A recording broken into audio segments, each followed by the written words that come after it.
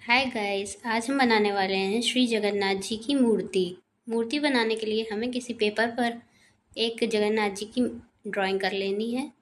जैसे कि आप देख रहे हैं, मैंने किस तरीके से ड्राइंग करके उसे कट करके एक कार्डबोर्ड पर ट्रेस कर लिया है।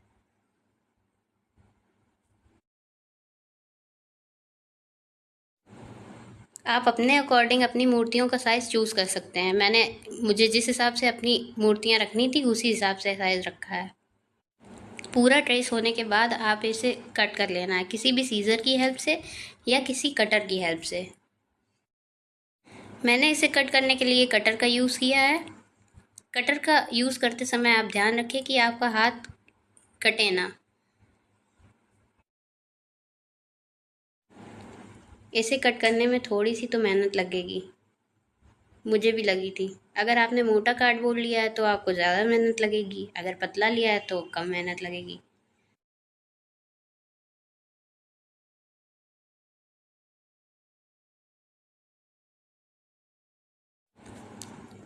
अब मेरी मूर्ति का डिज़ाइन तो कट हो चुका है।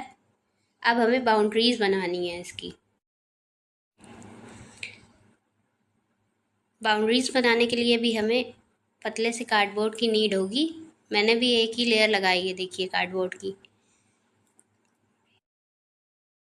आप इन लेयर्स को किसी भी कार्डबोर्ड से निकाल सकते हैं। मैंने भी कार्डबोर्ड से ही निकाली है।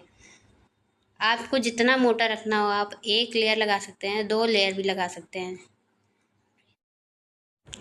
अब आपको मूर्ति के कॉर्नर्स पर बाउंड्रीज अटैच कर देनी है। धीरे धीरे करके मैंने अपनी पूरी बाउंड्रीज तो लगा ली हैं। अब हमें इसमें बनाना होगा पार्टीशन। अच्छे से पेस्ट करने के लिए मैंने इस पर एक पेपर का भी यूज़ किया है। पहले आप इस पर पेपर लगा दीजिए, उसके बाद बाउंड्रीज अटैच करिए, जिससे आसानी से आपकी बाउंड्रीज इस पर अटैच हो जाएंगी।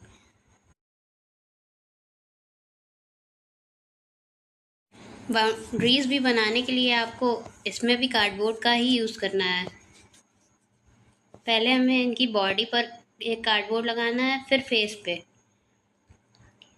हमें बाउंड्रीज इसलिए अटैच करनी है ताकि ये जगन्नाथ जी की मूर्ति से सिमिलर बने। अब हमने फेस पे भी एक बाउंड्री लगा दी है। अब हमें लगानी होगी एक मिड पे बाउंड्री। अब एक बाउंड्री हम लोग मिड पे अटैच करेंगे, जिससे हमारी मूर्ति की मजबूती और ज़्यादा बढ़ जाए।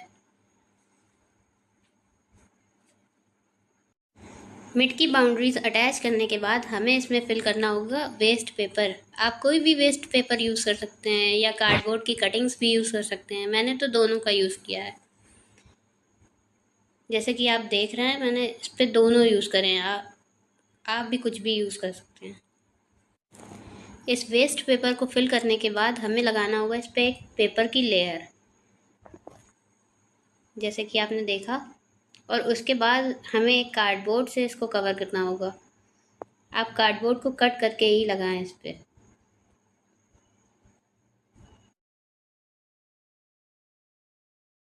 इस पे कार्डबोर्ड अच्छे से स्टिक करने के लिए अच्छे से ग्लू लगाना बहुत ज़रूरी है। इसमें कार्डबोर्ड लगाने के लिए आपको दो पीसेस कट करने होंगे। जैसा कि आप देख रहे हैं, मैंने किस तरह से इस पे ये लगाया है। कार्डबोर्ड को इस पे अच्छे से स्टिक करने के बाद आपको इसे चारों कॉर्नर से मास्किंग टेप से कवर करना है। जैसा कि आप देख सकते हैं, मैंने किस किस कॉर्नर पर इस पे टेप अप्लाई किया है।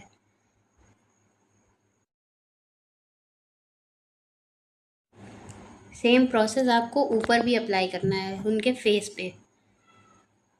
जैसे मैंने उसको पहले से ही कवर कर दिया है।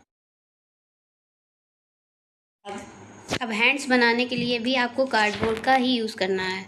और ध्यान रखें कि मेज़रमेंट बिल्कुल बराबर हो, वरना एक हाथ बड़ा हो जाएगा और एक हाथ छोटा। अब हमें एक बोल में थोड़ा सा पानी ले लेना है और उस पर ग्लू डाल देना है और अच्छे से मिक्स कर लेना है। अब हमें इस पर डाल देना है टिश्यू पेपर। मिक्स करने के बाद हमसे पानी थोड़ा ज़्यादा हो गया था, आप इस चीज़ का ध्यान रखिए कि आप थोड़ा पानी कम डालें और ग्लू ज़्यादा डालें ताकि टिश्यू पेपर उस पर अच्छे से स्टिक हो जाए।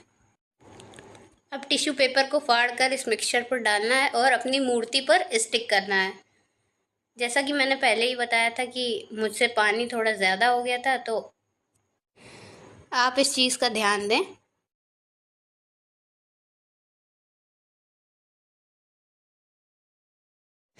अब हमें धीरे धीरे एक एक टिश्यू की लेयर इस पर लगानी होगी।